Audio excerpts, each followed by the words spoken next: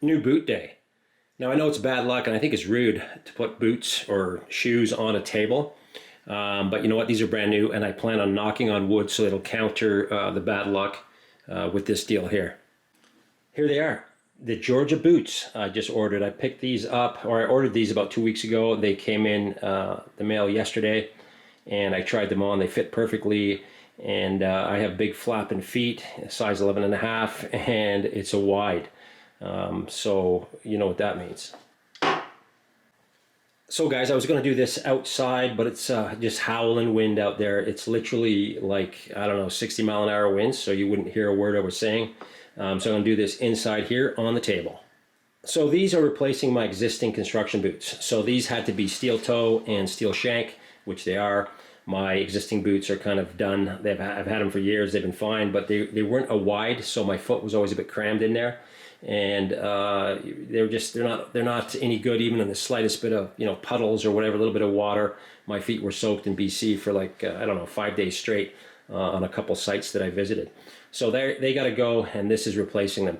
I've never had Georgia boots. I've read tons of reviews and they sound awesome, and so far I'm liking what I'm seeing. So I'm going to show you these in detail here and I'll go over them quick. So here are my old boots, and these guys I've had for years. I don't know how long. These are Dakota boots, and they're not really too bad. They're you know what, they've been fine, but they're not holding water, or actually they are holding water. That's kind of the problem.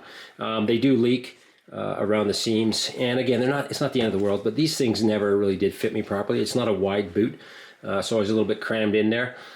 This thing here, you can see, is actually, that's from my motorcycle, so that's not a boot issue. That's from riding a motorcycle with these issue. But there it is there.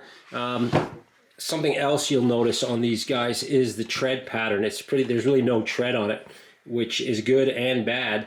It's good because it doesn't hold mud like crazy. Some of these, you know, with a heavy tread, a deep tread, they hold mud, so your feet could end up weighing 50 pounds each if it's a nasty part of the world and it's raining. So these guys don't hold mud, which is good. These guys, I don't know, they're going to hold mud, but we'll see how that goes.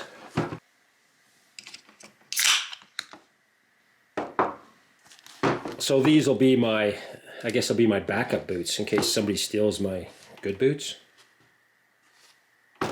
So this is the Georgia boot, steel toe, waterproof, lace to toe work boot, and the model number is G103. So this is the chocolate brown leather, and it's equipped with the Georgia waterproof system. I'm interested to see how that goes, and I'll let you know. The boots are made with Goodyear welt construction. These work boots meet ASTM F2413 protective toe classification and electrical hazard standard. So these have abrasion-resistant rubber Georgia Logger outer soles, and they supply good traction for slippery surfaces, allegedly. And they're also resistant to oils or chemicals. It also has the removable brush guard. Here's that removable brush guard, guys. You can see it's up here, and it's about, I don't know, it looks about 4 inches or so, 3 or 4 inches long, and that's it here. And you just weave it through the laces as usual. One up top and one down low. So the leather feels amazing. It's supple, but it feels heavy duty. It just, I don't know, man, it just feels like quality goodness to me. And it also smells good, eh? The smell of that leather for now. So this is not a Vibram sole, obviously. We just went over that. But what's cool about this type of boot, you can see the stitching here.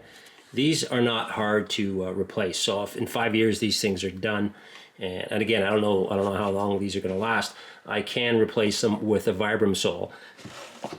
I did that recently on my old Doc Martens, these old beauties, and the Doc Martens come with the worst sole for cold weather like ice or whatever, man. They're just deadly. I separated my shoulder, I think, at least once with the original soles that this came with on ice. So I replaced these recently, and it was about 150 bucks, I think, to put these Vibram soles on it.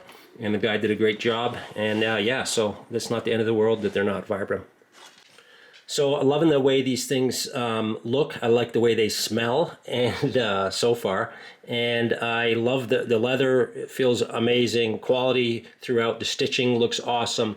Everything about these boots, to me, You know, I'm giving them a 10 so far, but of course that doesn't count until you've, you know, wore them for a year or 2 or 3. So I'll get back to you guys on how these are looking in about 6 months, but so far I'm loving them.